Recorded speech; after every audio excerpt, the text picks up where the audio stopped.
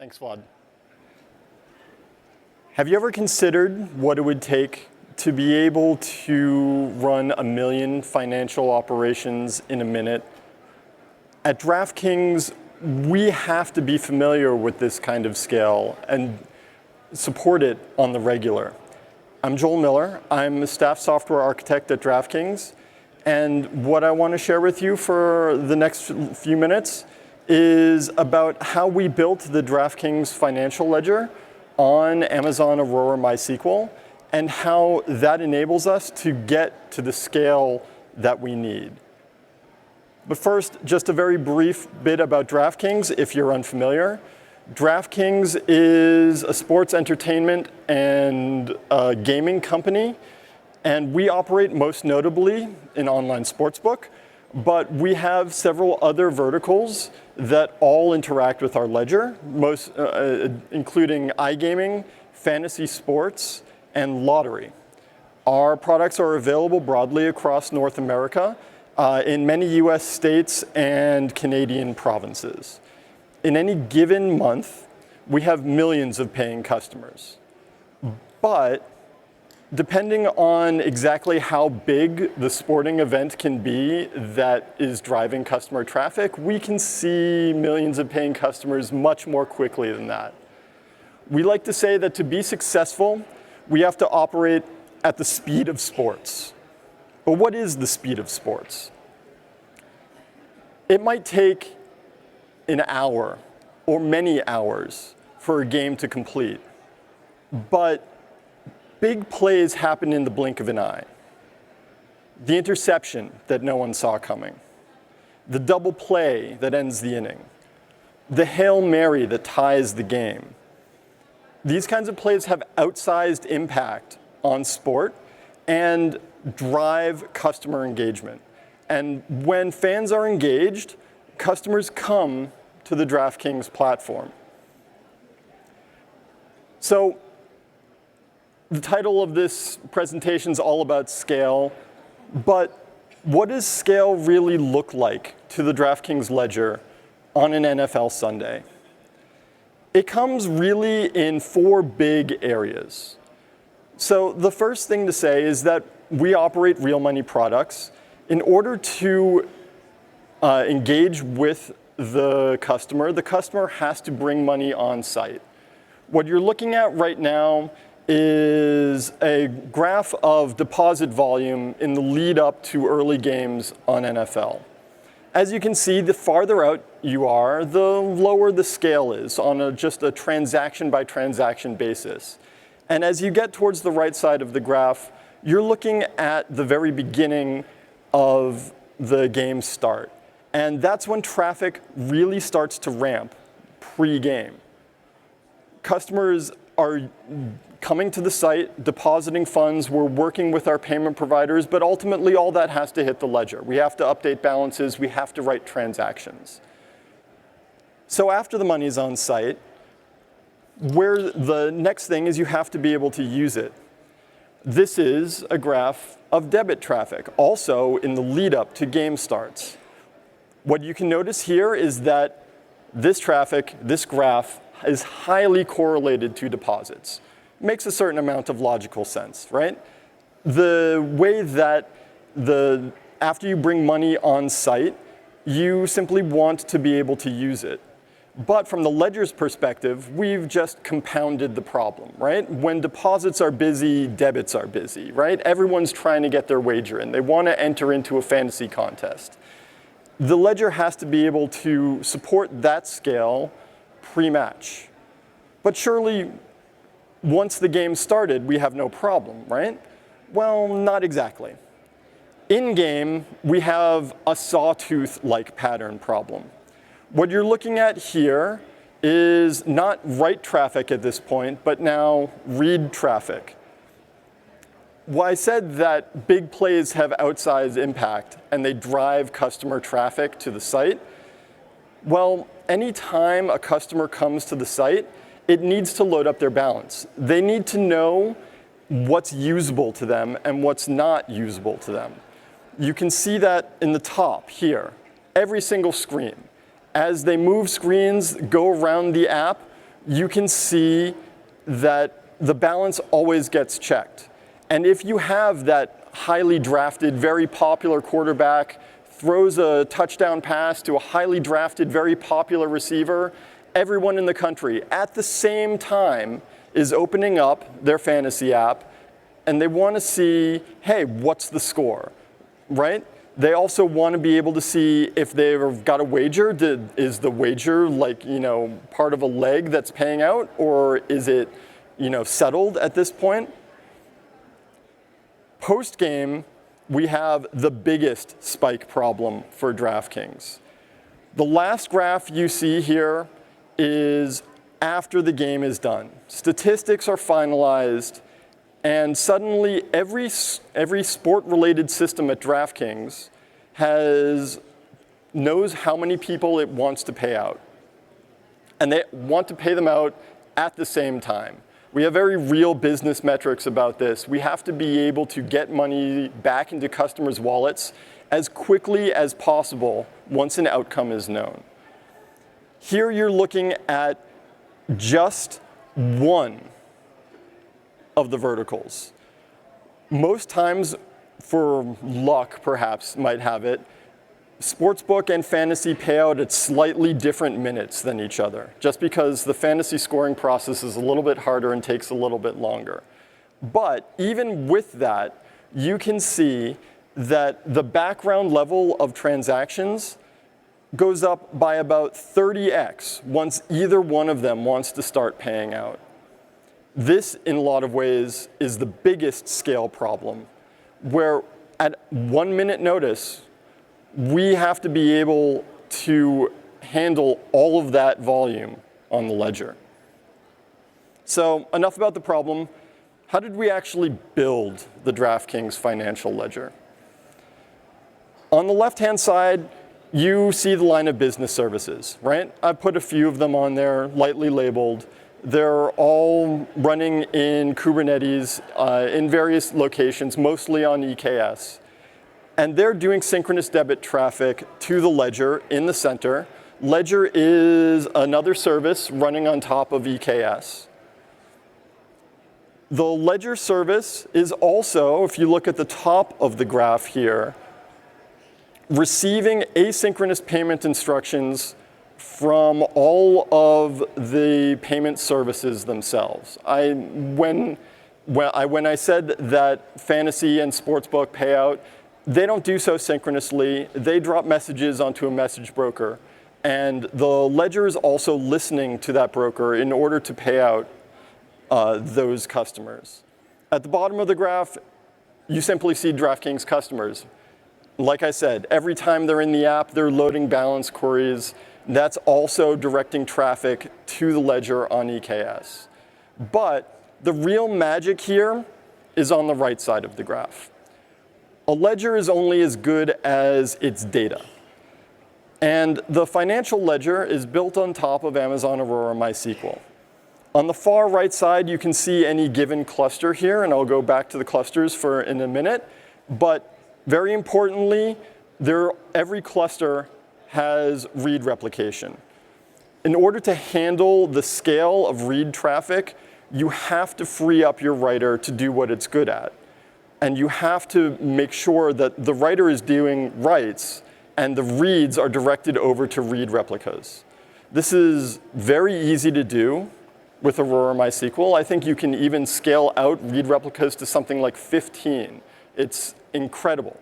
And easily distributes your read load so that it doesn't impact your writer.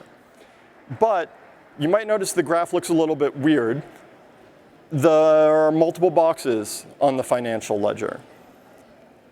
We got great results from a single Aurora cluster. But as the business grew, we had to decide how we were going to continue allowing the ledger to scale to all of our customers on all of our products. To that end, we sharded the ledger. We're still running on Aurora MySQL, but what happens now is we do a consistent hash of a user identifier to be able to direct users to one cluster or another in order to support the traffic in a distributed fashion. When we were optimizing the ledger to be able to continually handle growth, there are times where we simply decided to scale up vertically the size of the cluster.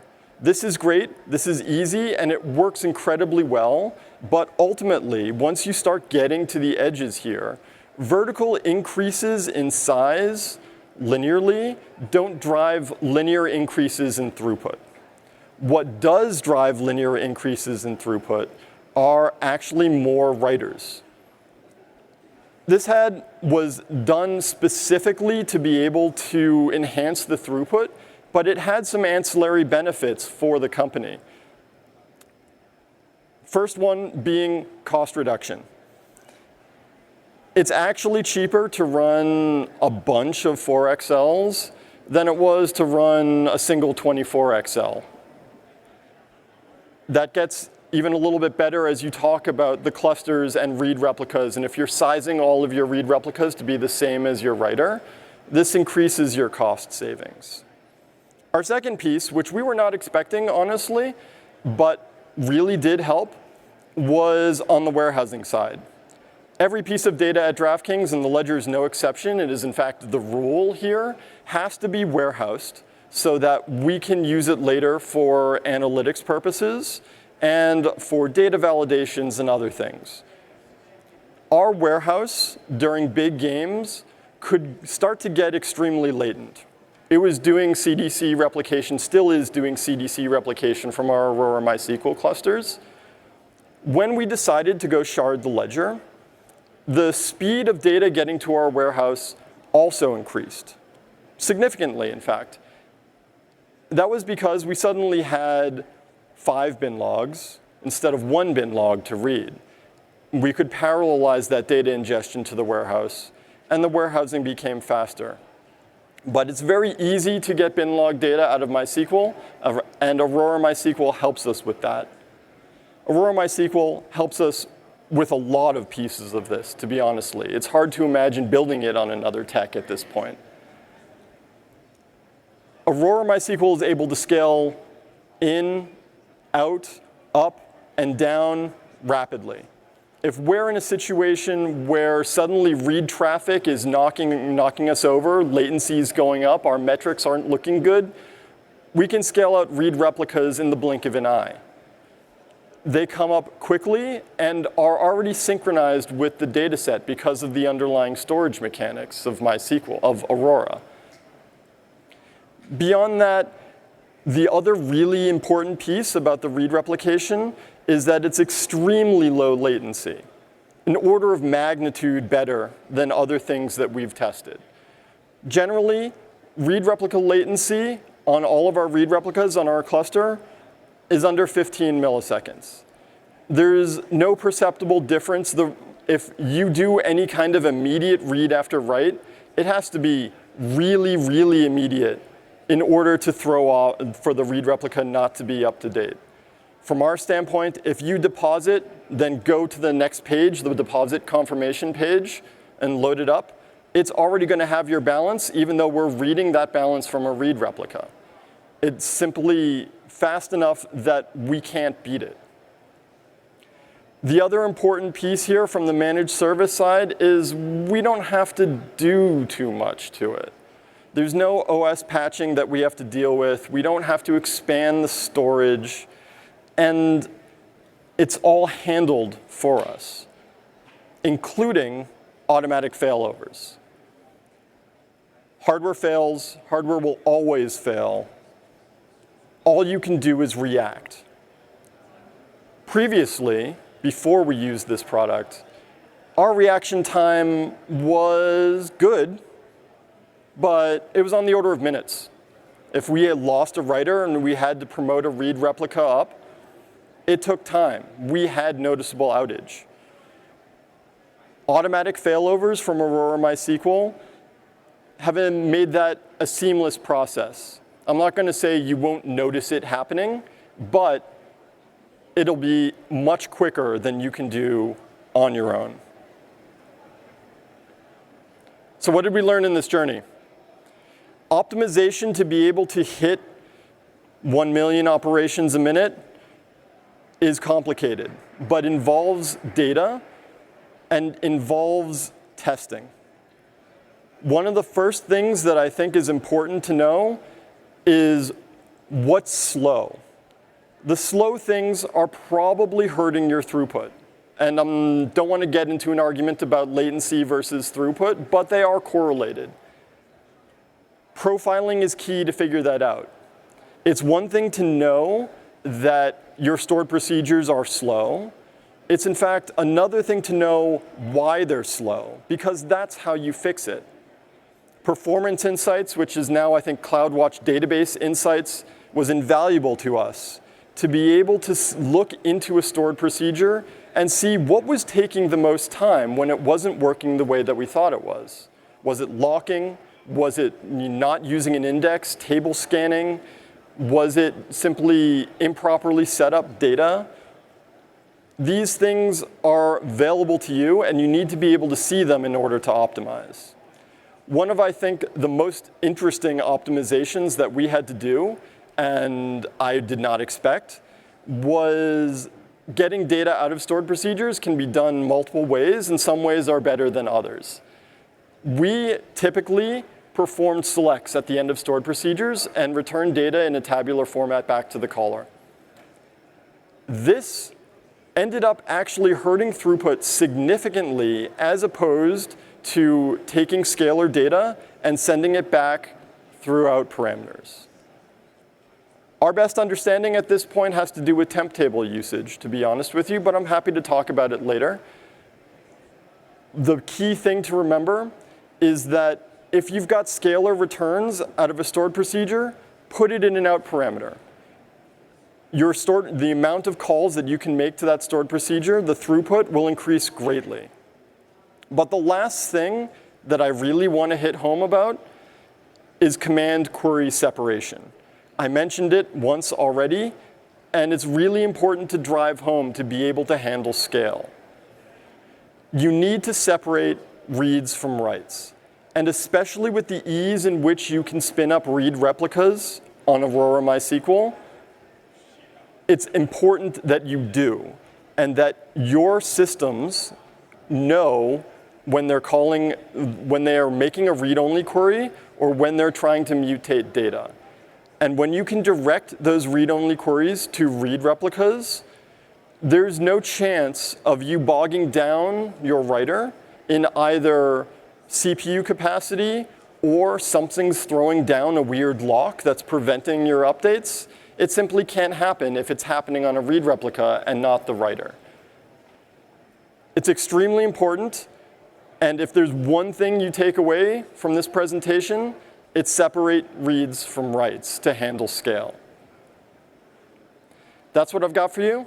I'm happy to stick around afterwards and answer any questions you have, but thank you for sparing your time with me.